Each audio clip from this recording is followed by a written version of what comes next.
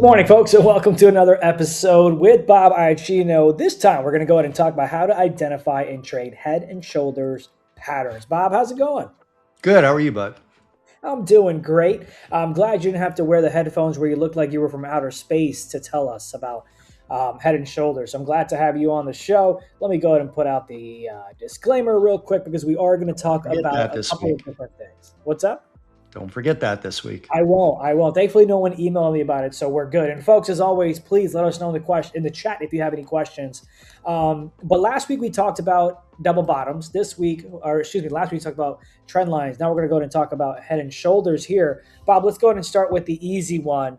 Why should people care about head and shoulders? I know double bottoms are one of your favorite ones, but why do you like head and shoulders as well? Head and shoulders, they're another confirmable reversal pattern with the ability to measure your target. And that's one of the best things about both of those patterns, double bottoms, double tops, head and shoulders tops, or inverse head and shoulders bottoms, is you can measure your target. You know what everyone else is looking at as the price it needs to achieve, at least that knows how to measure these things. Now, I would say that's probably, people who know how to measure these things correctly, is probably 50% of the trading world.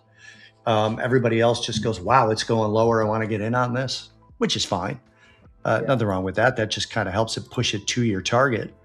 But when you see a double bottom that isn't confirming as a double bottom, there's often the potential that it becomes a head and shoulders. Mm-hmm. Well, go ahead and share your chart so we can talk about how to identify a head and shoulders, because that's where often I'm like, is the right shoulder a little bit like a scrawny one? Is it got some bone issues? I don't know what's going on. I don't know if it looks like a head and shoulders, but I want to get on a trade because I'm an addict. That's what I want to do. So go ahead and share your chart so we can kind of talk our way through it. But what you got for me here? A head and shoulders is unfortunately something that I can't go searching for. It more appears when I've got a particular set of circumstances that have developed, and I notice it through looking for other things through my scanned list of stocks. So I'll be looking for other things, and I'll be like, okay, it's the same thing with double bottoms. I can't technically search for them. What we have here on the Dover Corporation, and I don't want to say it's unfortunate because I'm already long this one, but we do have a developing head and shoulders top. So what you're looking for in this particular instance, okay, is you're looking for a shoulder, a head, and then another shoulder. So a rotation that then spikes up higher than the previous high, and then another collapse and a rotation that does not reach the previous high. Your preference is that the right-hand shoulder is higher than the left-hand shoulder. That's a preference, but not a requirement. So what you do when you find something like this is you draw what's called a neckline, okay? You know, in even personal conversations, I've been probably annoying to you and correcting you when you call double bottoms, double tops, entries and exits their neckline. A neckline logically goes with a head and shoulders because you have a neckline with your head and shoulder, right? So it's just a simple thing. What you do when you want to find the neckline is you draw from the inside low of the left shoulder to the inside low of the right shoulder. That forms a neckline. Here's the head, here's the neck, okay? Now, as I mentioned, unfortunately, I'm already long this one. We missed our third target by a matter of, what's my third target there? I'm trying to see, but I've got the microphone in the way. 232.93. And the high here was 232.71. So we fell short by about 22 points to get to our third target. But we've already got, this is not our current stop. Our current stop has been moved much higher. I just don't move it on the charts. I always like to know where my original stop was. So what you're looking at here is the correct entry for this is on a close below the neckline. That's all it is. All right. How do I measure a target? Well, you measure a target, and I'm going to use this tool, but it might fight me a little bit here, is you measure the head down directly to the neck, which is going to be right about here. Okay. And then you can move that to where it breaks the neckline. That's your target. So in this particular case, if I draw a horizontal line where I've measured it to right here, the target ends up being around 206.60. Now that applies to wherever the neckline is broken. So if the neckline was broken up here, it would go to here. It was broken up here, it would go to here, and so on until it gets above this right shoulder, in which case it's dead. Okay. So another couple of advantages on head and shoulders over most other reversal patterns. On a head and shoulders, we'll just say the top. The inverse head and shoulders would be on the other side, which I can show you a sort of ugly one on another chart. You draw something called the fail-safe trend line. Okay, here is the fail-safe trend line. It goes from the head to the highest point of the right shoulder. Whether it's here or here doesn't matter. And this is a fail-safe number. What does that mean? If it closes above this trend line, before it closes above the high of the right shoulder, you stop yourself out. That's your fail-safe. The good thing about that is if we keep going lower, your stop is automatically following you down to your target. Okay, I'm going to put the target back in place from where this one is, just so that we can watch it happen. Okay, and this again is one of the beauties of this particular pattern. Come on, I knew this thing would fight me. I have this tool set up to go to highs and lows so that I can easily measure things. So it's kind of fighting me a little bit here. All right, so here's about where it was done. The target, oh, I forgot I drew it in here already. Let me make it green so that I know that it's there. So the target, as we said on this particular one, is about 206.60, right? We can get rid of this now. As the market continues to go lower, if it does, I have a natural trailing stop, okay? Just a close above this line, this fail-safe trend line, that's my trailing stop. Never have to adjust it, never have to guess where it is, none of that stuff. My sort of fail-safe stop, the place where I want out, if it gets above, is a trade above the right-hand shoulder, okay? So I'm gonna get rid of my lines here so that they're out of the way, okay? And I'm gonna draw a horizontal line at the approximate entry, which is gonna be right about here, okay? And I'm gonna make that blue and dashed so that it sticks with what I normally do, okay? This is my target. My first stop is going to be any close above this trend line. I can't really draw a line on there, right? Because it could be any of these levels. I want out of this trade because it's going the wrong way is a trade above the right shoulder, not a close above it, but a trade above it. Okay. So I can put a stop in the market just above here. I really don't care where you guys put it. You could put it all the way up here. You could put it down here. I don't care. But if it trades above this shoulder, the probability shift to the pattern being broken and the ultimate target is not likely to get hit. Now, I've had people trade these a dozen different ways, but these are the concrete factors here. It's the fail-safe trend line, what I call the walk-away stop, which is a stop you put in the markets and walk away from your screen. And that's going to be above the right-hand shoulder. Your entry is a close below the neckline, and your target is the distance between the head and the neckline applied to where the neckline was breached.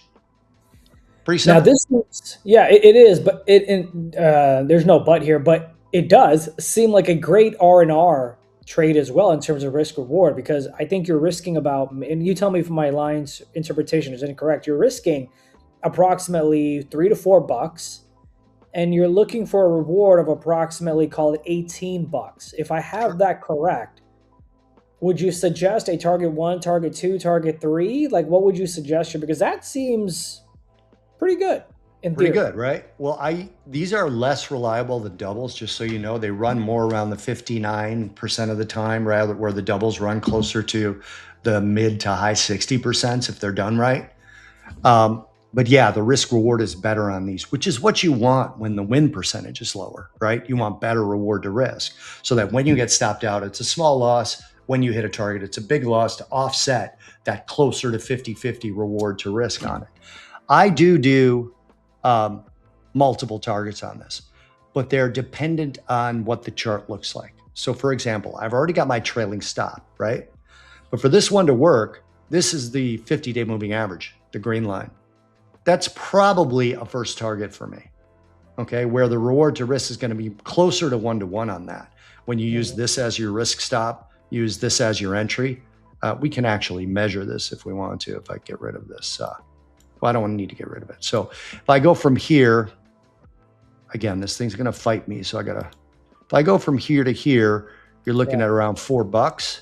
And then if I go from there to here, you're looking at about 670, right? 680. So you're still much better than 1-to-1 on this particular thing.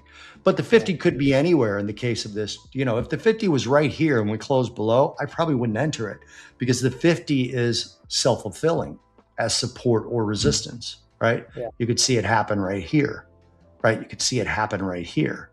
You see the 50 as a resistance and support, the 50-day moving average. And that's one of those moving averages, the 20, the 50, the 100, and the 200, which everybody seems to look at. I don't look at the 100 because it's usually too close to the 50. And I don't look at the 20 because we looked at the 21.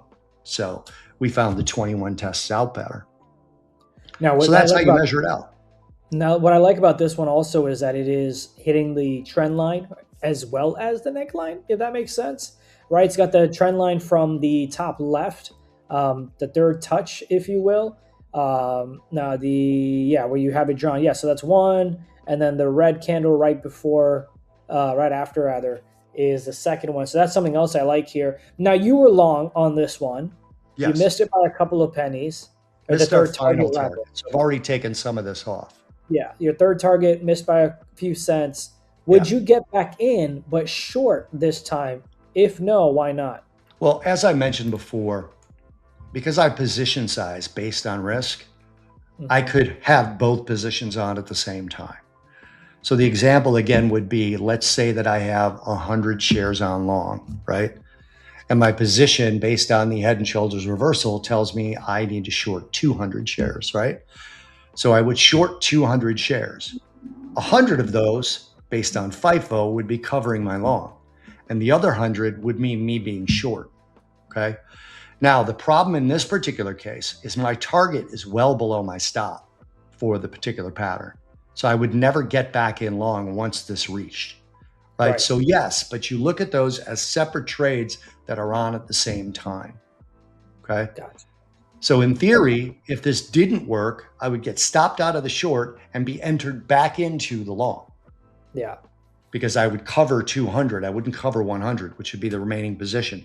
But you have to think of these as going on at the same time and you just net them out. Does that make sense? It does. Now, we all know that the longer time frame, the better in terms of, you know, being more reliable, confirmations, all that good stuff. What would you suggest, or what do you use rather, in terms of time frame to find these and enter the trades? Is it the 5, the 10, the 15, the 30, the daily? I always go daily and weekly. So for example, here, let me look for another one, and I'm not sure I'm going to find it right away, but I'll look for it. You're not seeing my chart change right now, right? We are. You just went to MAA MasterCard.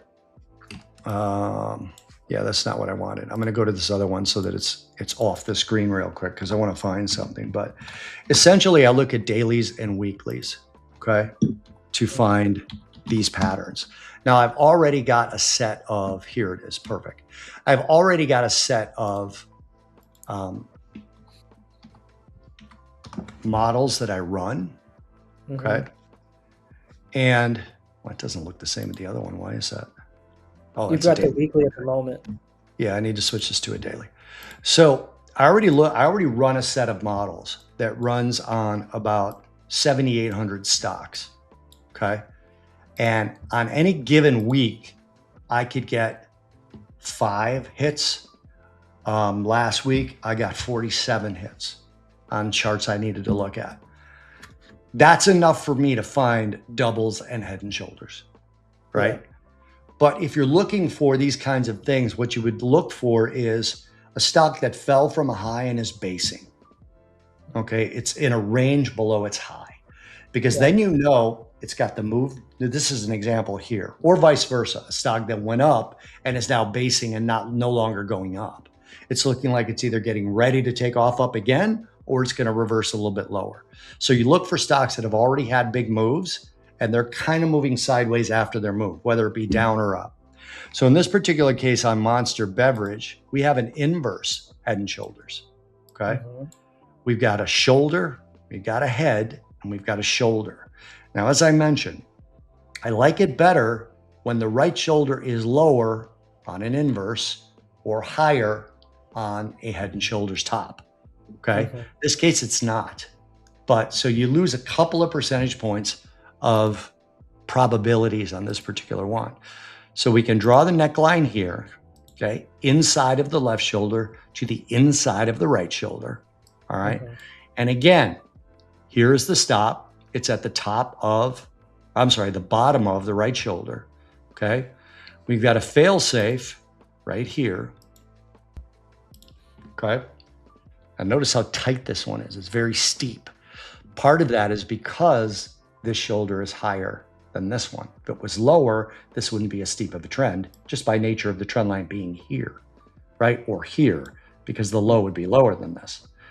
But hence part of the probabilities, again, be not going your way. Now, there's another thing I should note right here. We got to close above here. That's on an up candle. If I ever get a gap and a close above this on a down candle, I won't enter it. You want the momentum going. Now, I'm not long this one, by the way. Actually, I am long this one, but not off of the head and shoulders because I'm long it before the head and shoulders formed. But what you're seeing right now, let's imagine that we got in here because it closed above the neckline.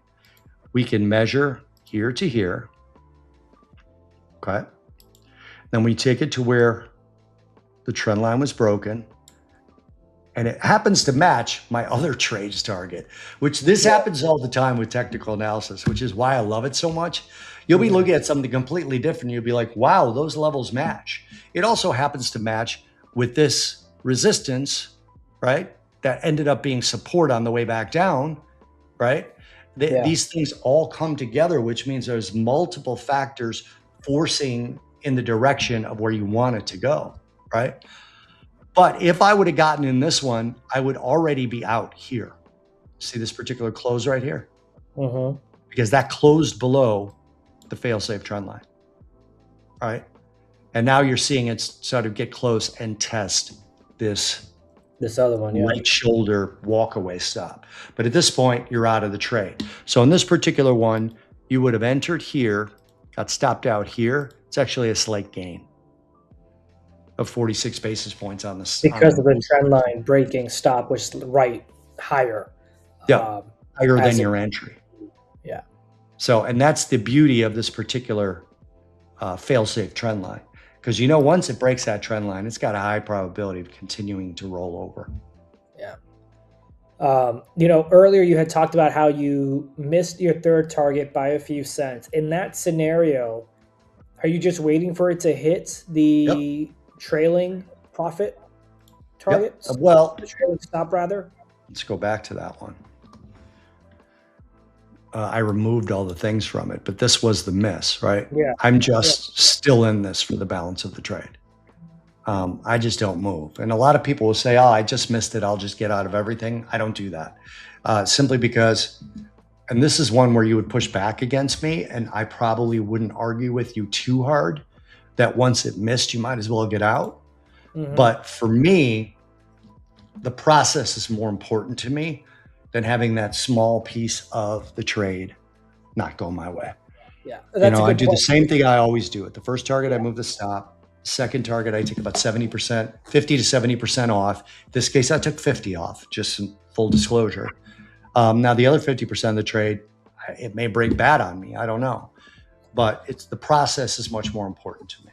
The process aspect makes sense, or else people would continue to say, okay, well, I did it there and then it worked out. I'll just do it again. And then it just exactly right goes into a domino effect of bad habits. Well, and it's again a conversation, Z, about what is close enough to say I got closer. Is it 25 cents? Is it $1? Is it $10? Is it different for each stock? Is it just the mood you're in that day? Is it the bill you have to pay that day? I just can't get into that because, again, the process is the most important thing. Well, Bob, I appreciate this. Of course, we'll be back next week with more educational aspects of it, but we will see you folks in the next session that we have with Felix on how to trade iron condors. And then we'll talk to Richie at 12 o'clock market time on how to have the right mindset when you're going through a losing streak and still be able to grow your account. Bob, appreciate your time, man. Thank you so much. See you folks next time. Bye-bye.